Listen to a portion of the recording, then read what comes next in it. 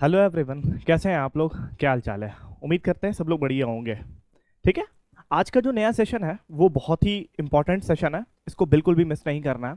इस सेशन को स्टार्ट करने से पहले सबसे पहले एक बहुत अच्छी बात है जो मैंने कहीं बुक्स में पढ़ी थी, वो आपको बोलकर शुरुआत करना चाहते हैं। वो एक कोट है, study the exam before study for the exam. नहीं समझ में आया? फिर से रिपीट करते हैं, study the exam before study for the exam. अगर आप एग्जाम की तैयारी कर रहे हैं तो एग्जाम से पहले एग्जाम के सिलेबस को समझना जरूरी है। इस बात के कहने का मतलब यही है कि किसी भी कॉम्पिटिटिव एग्जाम्स की तैयारी करें, चाहे स्कूल का चाहे बोर्ड्स का, किसी भी तरीके के एग्जाम्स की तैयारी करें, तो सबसे पहले आप एग्जाम से पहले एग्जाम कैसा आने वाला है, एग्जाम में क्या आने वाला है, एग्जाम में क्या क्या पूछने वाला है, इन सब चीजों को समझना बहुत ज्यादा जरूरी था। Study the exam before study for the exam. Exam को पहले स्टडी करिए, फिर उसके बाद एग्जाम के लिए स्टडी करिए। चीजें क्लियर हो गई? आज के जो सेशन में हम बात करेंगे वो बहुत ज्यादा इंपॉर्टेंट बात होने वाला है, क्योंकि सीबीएसई को पता नहीं क्या चूल मचा था, अचानक से रैंडमली सारी चीजें वो चेंज करता चला गया। और पता नहीं क्लास 9th में ही उसको क्या ऐसा दिखाई दिया, सबसे ज्यादा मोहब्बत लगता है उसको क्लास 9 से ही था, सारी चीजें उथल पुथल करके रख दिया। इत्मीनान के साथ थोड़ा सा लंबा सेशन हो सकता है, बट इसमें हर एक चीजें को आपको क्लियरली समझाया जाएगा, हर एक पॉइंट्स को समझाया जाएगा, हर एक वर्ड्स को समझाया जाएगा। चलिए मैं शुरुआत करता हूं। सबसे पहला चीज, यहाँ पर ऑफिशियल सिलेबस खुला हुआ है, ठीक है, पीडीएफ फॉर्मेट में 26-27 का। यहाँ देखिए लिखा हुआ है 26-27। मैं एक एक करके चीजों को समझाता हूँ, पढ़ता हूँ, चूंकि ये जो लिखी हुई बातें हैं इसको समझना बहुत ज्यादा जरूरी है। बाकी टीचर्स क्या करते हैं, नीचे वाली चीजों को समझाते हैं, ऊपर वाली चीजों को नहीं समझाते हैं। सबसे पहले समझिए कि असल में ये है क्या। देखिए, the mathematics curriculum for the secondary stage has been redesign. क्या किया गया? उसको रीडिजाइन किया गया। मैं पॉइंट आउट करता चलूंगा, कुछ चीजों को हाईलाइट करूंगा। करिकुलम को सेकेंडरी जो स्टेज वाले हैं उनको क्या किया गया? रीडिजाइन किया गया। और रीडिजाइन किया गया in the alignment with the national education policy 2020 के तहत। नेशनल एजुकेशन पॉलिसी आई थी 2020 में, उसको मद्देनजर रखते हुए इस चीज को क्या किया गया? रीडिजाइन किया गया। किसको? क्लास 9 के सिलेबस को। And the national curriculum framework for school education, उसका शॉर्ट फॉर्म क्या है? NCFSE, school education, national curriculum framework school education, 2023 में जो आया था। इन दोनों चीज को मद्देनजर रखते हुए सीबीएसई ने सिलेबस में चेंजेस किया। क्या प्रायोरिटाइज किया? Prioritising deep conceptual understanding. Changes तो किया, बट प्रायोरिटी सबसे पहले तवज्जो किस चीज को दिया, कि क्यों चेंज किया गया है? तो उसने रीजन क्या दिया भाई? सीबीएसई कहता है कि डीप कॉन्सेप्चुअल अंडरस्टैंडिंग होनी चाहिए। ये हुई हमारे दिल के लायक बात। बहुत सारे टीचर्स जो थे, मैं देखो किसी टीचर्स को नहीं बता रहा हूं, बहुत ऐसे शिक्षक थे जो उड़ा उड़ा कर पढ़ाने में माहिर थे, एकदम एक्सपर्ट थे, ठीक है। अब उनकी हालत होगी टाइट। और कुछ बालक भी ऐसे थे, सिर्फ टीचर नहीं, कुछ बालक भी ऐसे थे जिनको मन लगता था कि उड़ा उड़ा कर पढ़ लें, एग्जाम से एक रात पढ़ लें और पहले एग्जाम में जाके बढ़िया से नंबर लेके चले। अब ऐसा कुछ होने जाने वाला नहीं रहा। डीप कॉन्सेप्चुअल अंडरस्टैंडिंग होना चाहिए। दूसरी बात क्या होना चाहिए? लॉजिकल रीजनिंग होना चाहिए। मतलब हवाबाजी अब नहीं चलेगा, beating around the Bush before the examination, after the examination जो आप लोग करते थे, अब वैसा कुछ रहा नहीं। हवाबाजी नहीं होगी यहाँ पे, एकदम इत्मीनान के साथ और म्यूचुअल अंडरस्टैंडिंग टीचर के साथ रखकर ही आपको पढ़ना पड़ेगा। The revise syllabus place strong emphasize on developing core mathematical competencies. किस चीज को नजर रखा गया है? या देखो बहुत अच्छी बात लिखी गई है। रिवाइज सिलेबस जो है वो किस चीज को प्लेस करता है? प्लेस जो करता है स्ट्रॉन्ग एम्फेसाइज मतलब तवज्जो दिया गया, जोर दिया गया। किस चीज पे भाई? कि बच्चों के अंदर जो डेवलपिंग हो, किस चीज का डेवलपमेंट हो? कोर मैथमेटिकल कॉम्पिटेंसीज का, इंक्लूडिंग प्रॉब्लम सॉल्विंग। मतलब बच्चों के अंदर प्रॉब्लम सॉल्विंग एबिलिटी स्किल्स जो है बहुत कम था, बहुत कम था। सच बता रहे हैं, मैं पिछले 3-4 साल से एकदम बढ़िया तरीके से कंटिन्यू पढ़ा रहा हूं। मैंने बस अपने टीचिंग करियर में यही चीज देखा है, रट्टू तोता के तरह रटा रटाया चीज बस पढ़ाते थे टीचर, बच्चे पढ़ते थे और एग्जाम में जाते थे, अच्छा नंबर लेके चले आते थे। बट अब ऐसा चीजें खत्म हो गया। विजुअलाइजेशन बहुत अच्छा होना चाहिए चीजों, मतलब कहने का जी है ना, वो तीसरी आंख भी खोलना पड़ेगा चीजों को समझने के लिए। मैथमेटिक्स में जो मैथमेटिकल मॉडलिंग होता है, जो मॉडलिंग मतलब जैसे कहने का मतलब है क्वेश्चन के साथ हेर फेर, डेटा के साथ हेर फेर जो करके क्वेश्चंस आते हैं, वो चीजों को समझना पड़ेगा, ठीक है। एप्लीकेशन समझना पड़ेगा चीजों का। मैथमेटिकल कम्युनिकेशन, देखो कितनी अच्छी अच्छी बातें लिखी हुई है। Mathematical communication, computational thinking and data analytics. बाप रे कितना खतरनाक बात लिखा है, डेटा एनालिटिक्स। मतलब कहने का कुल मिला के बात इतना सा है कि भाई पूरा चौहद्दी नाप लिया गया है, सीबीएसई ने पूरा फील्डिंग सेट कर लिया स्टूडेंट्स का, मतलब चारों तरफ से तुम गिर गए हो, अब तुम कहीं भाग नहीं सकते हो, तो इसलिए उड़ उड़ के जो पढ़ रहे थे बालक, अब उनका हालत खराब होने वाला। कुल मिला के बात इतना समझ लो, the syllabus integrated Indian knowledge system with contemporary mathematical knowledge highlight the rich contributes of India mathematics to foster the sense of pride and historical context। मतलब हिस्ट्री को भी नजर रखा गया कि मान के चलिए फॉर एग्जांपल के तौर पे क्वाड्रेटिक इक्वेशन आप पढ़ रहे हो, ठीक है, तो क्वाड्रेटिक इक्वेशन कहाँ से आया, ब्रह्मगुप्ता अंकल ने उनमें योगदान दिया जो इंडिया के थे, उससे पहले कौन दिया, बेबीलैंड से, उसके बाद फिर कौन दिया, ब्रह्मगुप्ता, उसके बाद कौन आया, श्रीधराचार्य एंड सो ऑन। इस तरीके से करके हम लोग को इंडियन मैथमेटिशियन जो था उनका योगदान क्या था उस चैप्टर्स को डिजाइन करने में, उस कॉन्सेप्ट्स को बिल्ड करने में, उस थ्योरम्स को प्रूव करने में, तो वो सारी चीजों का भी ख्याल रखना पड़ेगा, ठीक है। कॉन्ट्रीब्यूट्स ऑफ इंडियन मैथमेटिशियन, उसके बाद ये सारी चीजें होगी, greater emphasize and been laid on integration of real application. देखो रियल लाइफ एप्लीकेशन जिसमें कहते थे ना केस बेस्ड क्वेश्चन आता था, वैल्यू बेस्ड क्वेश्चन आता था, वो सारी चीजें तो अब भर भर के आएगा, ठीक है। एक्सपेरिमेंटल लर्निंग, अब वो नहीं रहा कि एनसीईआरटी का फलाना एक्सरसाइज का फलाना क्वेश्चन नंबर आ गया, वो इतने पेज नंबर में था, बस उठा के कॉपी पेस्ट मार दिया सीबीएसई, चलो भाई एग्जाम में आ गया, बता के चले आए एकदम खुश। अब ऐसा कुछ रहने वाला नहीं है, सब बेकार की बातें हैं, ठीक है। एक्सपेरिमेंटल लर्निंग होना जरूरी है एकदम, मेरी बात ही ये बात याद रखो। देखो भाई आने वाला जो टाइम होगा एआई का जमाना होगा, चीजें और बहुत ज्यादा इजी हो जाएंगी, बहुत ज्यादा कॉम्प्लिकेटेड हो जाएंगे, तो एज अ टीचर मुझे ये चीज समझ में आ रहा है कॉम्प्लिकेटेड तो नहीं होंगी, बहुत ज्यादा आसान हो जाएगा, क्योंकि हमसे ज्यादा नॉलेज किसको है, गूगल को है, एआई को है, और भी बहुत सारे एआई टूल्स को है, चैट जीपीटी को, बहुत सारी चीजों को। लेकिन एज अ टीचर मुझे क्या करना होगा, मैं अपने स्टूडेंट्स को कैसे सिखाऊंगा। सवाल सही है या नहीं है? आखिरकार मेरी बात समझिएगा जरा ध्यान से, हमसे ज्यादा नॉलेज किसको है, गूगल को है, चैट जीपीटी को, एआई टूल्स को, क्लाउड को, बहुत सारे एआई टूल्स हैं उनको है। अब बच्चे के पास तीनों चीज का एक्सेस है, बच्चों के पास सारी चीजों का एक्सेस है, तो फिर बच्चे मेरे पास क्यों आएंगे? मुझे उनको पढ़ाना नहीं है। अगर आप टीचर हैं तो मेरी बात को थोड़ा समझिएगा, आप मुझसे बड़े भी हो सकते हैं, छोटे भी हो सकते हैं, आप पेरेंट्स भी, आप बात को समझिएगा। बच्चे को अब पढ़ाने की जरूरत नहीं रही, वो पढ़ सकते हैं और समझ सकते हैं, उन्हें सिखाने की जरूरत है। Are you getting my points? मेरी बातें समझ में आ रही है अब आपको? तो उन्हें सिखाने की जरूरत है, इसीलिए ना यहां देखो कितनी सारी बातें जगह पे क्या लिखा, विजुअलाइजेशन कराना है उनको, मैथमेटिकल मॉडलिंग सिखाना है, मैथमेटिकल के साथ मैथमेटिकल कम्युनिकेशन सिखाना है, रियल लाइफ एप्लीकेशन सिखाना है। बात समझ में आ रहा है?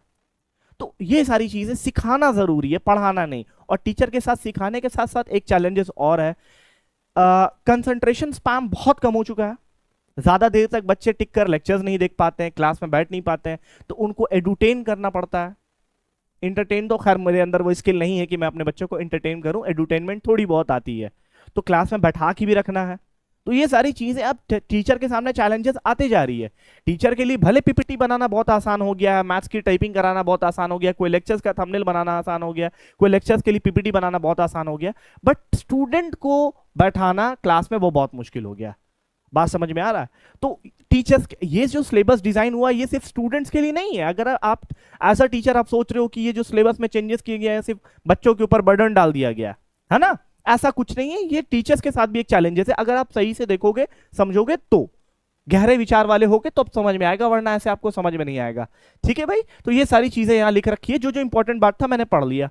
At the stage of curriculum, focus on developing essential global mathematics competencies, including mathematical representation through quantities, relation, mathematical modeling, algorithm building। ये सारी चीजें देखो, कुल मिला के बात ऐसा सीबीएसई कह रहा है कि बच्चों के अंदर जितना ज्यादा से ज्यादा हो सकता है स्किल डेवलप करो, स्किल डेवलप करो बच्चों को, रट्टू तोता मत बनाओ, रटाओ मत। The study of number system, अच्छा देखो यहाँ पे कितनी अच्छी बातें लिखी हुई है, the study of number system, algebra, geometry, mensuration, statistics and probability is design to build a strong foundation for higher education. देखो कितनी अच्छी बातें लिखी है, सब तुम लोग छोड़ देते हो ना, छोड़ देते हो, उड़ कर नहीं पड़ता, तो देखते हो कि सीबीएसई तो पागल है, झूठ मूठ का ये सब लिख रखा। स्टडी ऑफ नंबर सिस्टम, यहाँ क्या लिखा हुआ है देखो, चैप्टर का नाम भी लिखा हुआ है, नंबर सिस्टम पढ़ना है, अलजेब्रा पढ़ना है, ज्योमेट्री पढ़ना है, मेंसुरेशन पढ़ना है, वॉल्यूम एंड सरफेस एरिया जिसको बोलते हैं, volume and surface area of solid, statistics and probability is design to build a strong foundation for higher education. Higher कहां गया भाई, हाँ, enhancing the functional life skill, देखो मैंने बोला था ना अभी, मतलब वो अपने जीवन में कुछ अच्छा स्किल डेवलप कर सके। समझ में आ रहा है? रियल लाइफ क्वेश्चन को भी कर, और करिकुलम 10 एम क्या है भाई, बिल्ड, क्या बिल्ड करना भाई, rich mathematical learning framework, not only for higher academic but also for practical demands of life rapidly changing, समझ में आ रहा है? ये देखो बात, rapidly changing data driven world, समझ में आ रहा है? तो कोई भी चीज है सीबीएसई के अंदर ना बेटा, बैठे जो है ना दिग्गज खिलाड़ी हैं, हम लोग कुछ नहीं है उनके आगे, मतलब बहुत आगे का सोच कर उसने बनाया भाई, समझ में आ रहा? ये जो एक वर्ड है ना, रीड बिटवीन द लाइंस, नहीं समझ में आया होगा तुमको, है ना? बहुत चीजें आसान आसान लग रही होगी, मास्टर बक बक के चला जा रहा है, लेकिन बेटा जब और समय गुजरेगा ना तब तुमको समझ में आएगा कि ये सारी चीजें कितना इंपॉर्टेंट है, कितना दूर का सोच रखा है वो लोगों ने, है ना? तो मैंने अभी थोड़ी देर पहले ये बात बोला था, फिर यहां पर सीबीएसई ने लिखा दिखा दिया। चल, सीबीएसई की लिखी हुई चीजें दिखा दी। अब देखो, अब टीचर को सीधा सीधी धमकाता कैसे सीबीएसई, वो हम तुमको पढ़ के सुनाते हैं। ऑब्जेक्टिव्स क्या है भाई? इतना सारा चीज उन्होंने राम कथा सुना दिया, तो कहा कि ऑब्जेक्टिव्स क्या है भाई? तो मास्टर लोग पूछेगा ना भाई कि ऑब्जेक्टिव्स क्या है? Developed logical thinking, critical reasoning and structured approach to solve, build the ability to recognize, analyze and solve diverse problems with confidence and adaptability, communicate mathematical idea effectively using appropriate language, symbols and representations। ये सारी चीजें हैं। देखो क्या कहता है, the broad objectives of teaching mathematics at the stage of secondary stage to help learners का क्या करना है? हेल्प करना है। किस किस तरीके से करना है? ऐसे से करना है। इंगेज करना है भाई उनको, किसमें? Both collaborative and independent mathematical exploration and learning. मतलब क्या है कि उनको कोलैब्स कराना, किसके साथ? इंडिपेंडेंट मैथमेटिकल एक्सप्लोरेशन का मतलब होता है कि इंडिपेंडेंट कहने का मतलब है कि खुद से उनके अंदर इतना अप्रोच आ जाना चाहिए कि बढ़िया से कोई क्वेश्चंस को सॉल्व कर लें, नया ट्रिक्स और टिप्स वो खुद से निकाल लें, चीजों को समझा सकें, समझ लें, एक्सप्लोरेशन कर सकें। अब हम उनको जैसे एग्जांपल के तौर पे मैंने उन्हें उसे पढ़ाया d = b² - 4ac, ठीक है? एक मिनट जरा रुक जाना।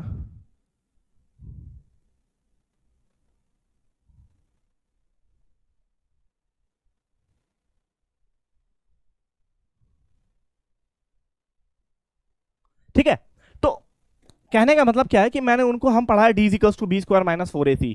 अब बच्चे को मैंने पढ़ाया ही नहीं, मिसाल के तौर पे बच्चे को मैंने पढ़ाया ही नहीं कि अल्फा x = -b + √2 है ना?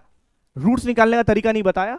तो भाई d = b² - 4ac सिर्फ पढ़ाना तारीफ की बात नहीं है, उसके आगे की भी चीज को पढ़ाना है। बट अगर खुदा ना खास्ता किसी तरीके से कोई टीचर नहीं पढ़ा रहा, तो बच्चे उस चीज को कनेक्ट कर सके कि हाँ भाई d जो होता है वो किसी भी क्वाड्रेटिक इक्वेशन का रूट्स का नेचर बताता है, और रूट्स निकालने के लिए d = b² - 4ac आना चाहिए। तभी हम लोग कहां पुट करेंगे? Alpha = -b + √2a। समझ में आ रहा बात? तो उसी तरीके से बच्चों को स्किल डेवलप कराना है, build confidence to explore, experiment and grow in mathematical understanding without fear of failures। मतलब बच्चों को बोझ नहीं डालना, ये बोझ डालने के लिए नहीं है, उनके अंदर से जो बच्चे लोग क्या पहले के जमाने में, अभी तो बहुत कम हो गया ये सारी चीजें, मम्मी पापा भी जो बच्चों टॉक्सिक पेरेंट्स जो थे वो लिबरल हो चुके हैं अब तो कई हद तक, ज्यादा कुछ कचड़े बुद्धि आज भी जिंदा है इस धरती पे बोझ है वैसे पेरेंट्स जो अपने बच्चों के ऊपर प्रेशर बनाते हैं पढ़ाई लिखाई का लेकर। तो उनके अंदर मन में फियर रहता था कि अरे भाई ऐसा ना हुआ तो फेल कर जाएंगे, मैथमेटिक्स में फेल कर जाएंगे, हर बच्चे का ये रोना रहता है फेल हो जाएंगे। तो उनको फियर ऑफ फेलियर से निकालना है, ठीक है? अब देखो ये कुछ चीजें हैं, ये मैं बता देता हूं, बहुत बहुत सारा लंबा है, ऐसे करेंगे तो बहुत लंबा हो जाएगा लेक्चर, समझना बस बात को, बात बस इतनी सी है। करिकुलम गोल्स क्या होता है भाई? उसका शॉर्ट फॉर्म यहां देख लो, बताएंगे सब क्या होता है। कॉम्पिटेंसीज, इसका शॉर्ट फॉर्म क्या है? बड़ा सी छोटा एस, बड़ा सी बड़ा जी छोटा एस, बड़ा सी छोटा एस। फ्रॉम एनसीएफ, ये एब्रिविएशन कहां से यूज हो रहा है? New curriculum framework school education 2023, ठीक है? ये जो क्या है, हर चैप्टर का अलग अलग है। ये CG1 क्या कहता है? तो फला फला चीज कहता है। CG2 क्या कहता है? ये कहता है। फिर उसके बाद आ जाओ बताते हैं ये है क्या, बहुत बड़ा बवासीर नहीं है यार। फिर उसके बाद CG4 क्या कहता है? ये कहता है। CG4 के अंदर 4.1 4.2 क्या कहता है? तो हर चैप्टर के हिसाब से यहाँ पे दिया हुआ है, ठीक है? आओ बताते हैं ये सारी चीजें यार, ये तो बताने का नहीं है, ये जब लेक्चर्स पढ़ाएंगे तो उस समय हम बताते चलेंगे कि आखिरकार कहता है क्या। अब आ जाओ मेन मुद्दे पे, जो तुम लोग बेचैन थे कि अब कहां पहुंचना है। देखो, अब पहले हम लोग 12 या 13 चैप्टर पढ़ते थे, अब हो गया यहाँ पे 15, कुल मिला के 2 चैप्टर एक्स्ट्रा ऐड हो गया। अब एक्स्ट्रा जो ऐड हो गया उसको समझना है ध्यान से। सबसे पहला क्या है? ये यूनिट नेम लिखा हुआ है, ठीक है? छोटा सा, इसको थोड़ा छोटा करते हैं। हाँ हो गया फिट। ये यूनिट नेम है, number system, algebra, coordinate geometry, mensuration, statistics and probability, बस इतना चीज है। अभी समझना ध्यान से, नंबर सिस्टम के अंदर नंबर सिस्टम पढ़ना है, कितने मार्क्स का? 7 मार्क्स का, है ना? ठीक है, चलो, हाँ ठीक है, चलो सही है। अब उसके बाद अलजेब्रा जो है इसके अंदर इंट्रोडक्शन ऑफ पॉलिनोमियल्स, मेरा एक्सपीरियंस यही कह रहा बच्चा कि इंट्रोडक्शन ऑफ पॉलिनोमियल्स देखकर ये मत समझो कि सिर्फ पॉलिनोमियल का इंट्रोडक्शन आ जाएगा, है ना, ऐसा नहीं है, इसको थोड़ा और गहराई में जाके उतरेंगे और डेप्थ में आकर पढ़ेंगे।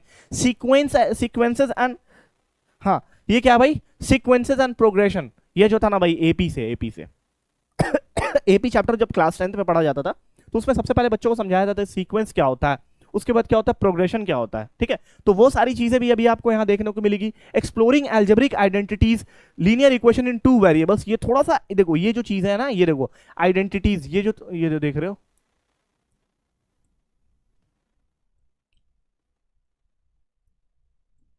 ये जो चीज तुम देख रहे हो भाई, ये जो चीज, इसमें थोड़ा और गहराई में जाके उतरना पड़ेगा हम लोगों को, ठीक है। इसमें थोड़ा और, अरे ये क्यों नहीं हो रहा, इसमें थोड़ा और गहराई में जाके उतरना पड़ेगा हम सबको समझने के लिए। Linear equation in 2 variables, coordinate geometry as it is है, बट इसके अंदर हमको जहां तक लग रहा है डिस्टेंस फॉर्मूला भी आ चुका है, समझ में आया, x2 - x1 वाला रूट के अंदर, ठीक है। वो सारी चीजें में आ गई। उसके बाद introduction of equilibrium geometry, axiom and postulates, ठीक है। लाइंस एंड एंगल्स पढ़ना है, कॉन्ग्रुएंसी ऑफ ट्रायंगल्स पढ़ना है, फोरगॉन्स मतलब क्वाड्रिलेटरल के अंदर थोड़ा और गहराई में उतरना है, circles, area and parameter, surface area and volume, statistics and probability, ये सारी चीजें। तो कुल मिला के बात मैंने इतनी सारी बता दी है। तो ये जो नंबर सिस्टम है आपका, ये 7 मार्क्स का है। अलजेब्रा जो होगा वो आपका टोटल 20 मार्क्स का होगा। कोऑर्डिनेट ज्योमेट्री 4 मार्क्स का पूछा जाएगा। ज्योमेट्री जो होगा 25 मार्क्स का होगा। मेंसुरेशन जो होगा वो आपका 14 मार्क्स का होगा और स्टैटिस्टिक्स एंड प्रोबेबिलिटी 10 मार्क्स का होगा। तो देख लीजिए इस तरीके से वेटेज था। तो ये 10, 14, 25, 4, 20, 7, तो टोटल 80 हो गया। 80 मार्क्स का एग्जामिनेशन जो होगा बच्चा, वो आपको पूरा का पूरा अपने हाथों से, खूबसूरत और कोमल हाथों से एग्जामिनेशन में पेपर पे लिख के आना पड़ेगा। और क्वेश्चन जो होगा वो आपका बोर्ड सेट करेगा।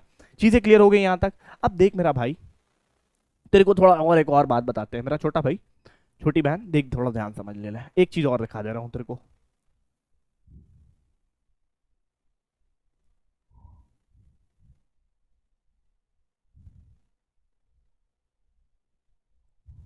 कहां चला गया सारा स्लाइड।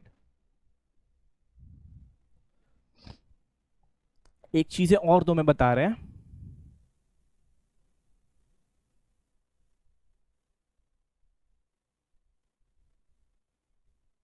हाँ,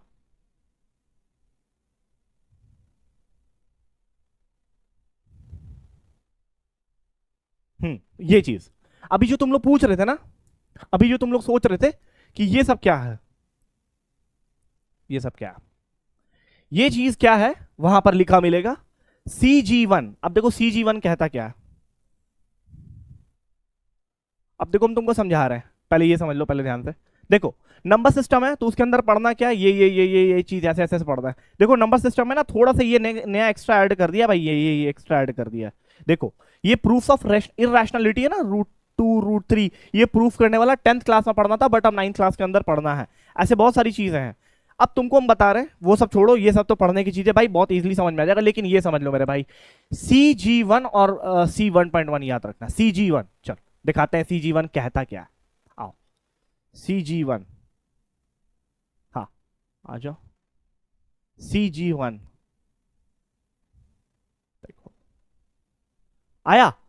CG1 क्या कहता है कि मतलब न्यू नंबर सिस्टम जो चैप्टर है उसके अंदर CG1 जो पढ़ना है वो क्या कहता है। CG1 जो कहता है curriculum goals, understand the number, number को अंडरस्टैंड करना। नंबर में भी कौन कौन सा नंबर को अंडरस्टैंड करना है, नेचुरल नंबर। यार ऐसे पढ़ाने बड़ा दिक्कत होता है यार। नेचुरल हो गया, होल हो गया, इंटीजर्स हो गया, रेशनल हो गया, इररेशनल हो गया और रियल हो गया। ये सारी चीजें आपको समझ में आनी चाहिए। वेज ऑफ रिप्रेजेंटिंग नंबर, मतलब नंबर लाइन पे नंबर को कैसे रिप्रेजेंट करना है वो भी आपको आना चाहिए। रिलेशनशिप अमंग नंबर्स, नंबर के साथ जो रिलेशनशिप होता है वो भी आपको समझना जरूरी है। नंबर सेट्स भी आपको समझना जरूरी है। अब देखो कुछ चीजें अब हम ज्यादा भी नहीं बता सकते क्योंकि हवाबाजी करना मेरे को आता नहीं है, इसलिए नहीं बोल पा रहे हैं ज्यादा खुलकर, क्योंकि बुक्स अभी मार्केट में आया नहीं है। 17 तारीख को बुक्स लॉन्च जरूर हो गया है, एनसीईआरटी लॉन्च कर दिया मंजी का, लेकिन अभी मार्केट में नहीं आया। और मैं भी मार्केट में बहुत कोशिश किया ढूंढने का, बट नहीं मिल पा रहा है। तो इसलिए थोड़ा सा कुछ ज्यादा नहीं बोल सकते हैं। थोड़ा सा मेरी बात को समझना, बुक्स आएगा तो उसके अकॉर्डिंग हम लोग क्लास स्टार्ट करेंगे। Develops understanding numbers including the sets of real numbers and its properties, इस तरीके से समझना। है ना। तो यही सारी चीजें जो तुमको मैं समझाने की पूरी कोशिश कर रहा था कि ये CG1 क्या होता है, CG2 इस तरीके से क्या होता है। अब जैसे CG2 देख लो, इसमें क्या है भाई, देखो इसी तरीके से करके पढ़ना है। खैर ये सारी चीजें हैं, एक दफा मैं तुमको PDF प्रोवाइड करा दूंगा, उसमें तुम देख लेना ये सारी चीजें, है ना। सब चैप्टर के साथ वैसे ही किया गया।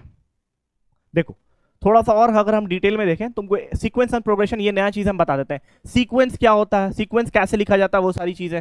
तो ये जो है ना, ये बच्चा देखो, ये जो तुम पूरा देख रहे हो ना, ये तुम्हारे लिए पूरा का पूरा नया है, पूरा का पूरा नया है तुम्हारे लिए, पूरा नया। ज्यादा नहीं छोड़ूंगा, नहीं तो दत्ती उत्ती लग जाएगा तो दिक्कत हो जाएगा। ठीक है चलो, ये सारी चीजें हैं। और क्या भाई, और आ जाओ, ज्योमेट्री इंक्लूड, इक्वलिट ज्योमेट्री,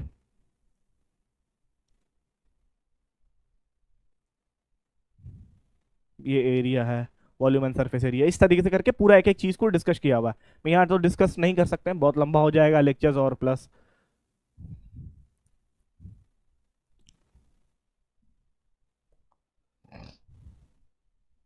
जो बाकी का बचा 80 नंबर्स वहां पे तो दिखा दिया। अब बाकी जो बचा 20 नंबर्स है, वो 20 नंबर्स हमारे पोर्टफोलियो पे होता है, टेस्ट पे होता है, लैब असेसमेंट पे होता है, ये चीज याद रखना। ठीक है, तो इतनी सारी बातें जो थी मैंने तुम्हें मोटे मोटे तौर पे बता दिया, वो थोड़ा सा लगता है हैंग वैंग होने की वजह से ये ऐसा इशू आ रहा है। ठीक है, तो खैर इतनी सारी बातें मैंने तुम्हें बता दी कि सिलेबस में क्या क्या आ रहा है, क्या नहीं आ रहा है, कैसे कैसे क्या क्या चीजें पढ़नी है। ठीक है, तो देखो भाई, कुल मिला के बात ऐसा है कि मैंने तुम्हारे सामने डिस्कशन कर दिया कि CBSE का जो न्यू करिकुलम है, ठीक है, सॉरी, CBSE ने जो सिलेबस बनाया, डिजाइन किया, वो किसके तहत डिजाइन किया, वो सारी चीजें बता दिया। न्यू एजुकेशन फ्रेमवर्क जो है 2020 में आया था वो, और करिकुलम फ्रेमवर्क स्कूल एजुकेशन जो था वो 2023 में आया था। ये दोनों को मद्देनजर रखते हुए CBSE का एजुकेशन का जो सिलेबस है वो डिजाइन हुआ है क्लास 9th वालों के लिए। तो ये जो वीडियो था ये पूरा क्लास 9 का था। मैंने हर एक चीज अपने जानते अपने बेस्ट ऑफ नॉलेज से हर एक चीज डिस्कस करने की कोशिश की है। यहाँ पे पूरी चीजें मैंने लाइन बाय लाइन समझाने की कोशिश की है।